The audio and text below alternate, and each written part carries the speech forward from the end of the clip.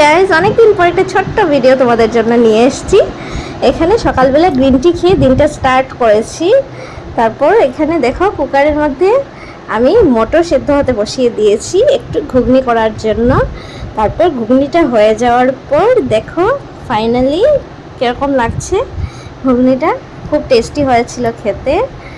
আর সাথে করে দুপুরে রান্নারও একটু তোড়জোড় চলছিল। এখানে পেঁপে আলুর একটা ঘন্ট বানাবো, তাই এখানে কড়ার মধ্যে বসিয়ে দিয়েছি পেঁপে আর আলুটা ভাজা হওয়ার জন্য।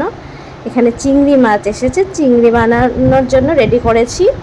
এখানে সর্ষা আর পোস্ত ভিজিয়ে রেখেছি চিংড়ি ভাপা করার জন্য।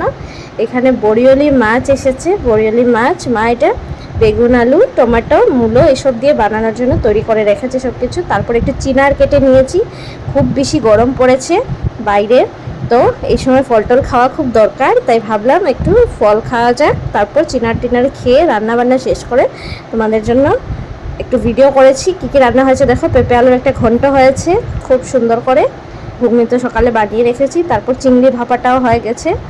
আর এখানে ছোটো মাছের চচ্চড়িটা বানানো হয়েছে। সব কিছু রান্নাই খুব টেস্টি হয়েছিল। তো এইসবই রান্না হয়েছে, আর বেশি কিছু হয়নি। গরম যেহেতু অনেক বেশি গরম, তো খুব বেশি কিছু রান্না করতেও ভালো লাগে না, খেতেও ভালো লাগে না। তারপর সন্ধ্যার পর একটু পাউরুটি সেকে নিয়েছি আর দুধের চা গরম গরম খেয়ে খেয়ে সবাই মিলে খেলা দেখছিলাম। এরকমই দিনটা কেটেছে। কেমন লাগলো অবশ্যই জানাবে। আজকে আসছি, টাটা।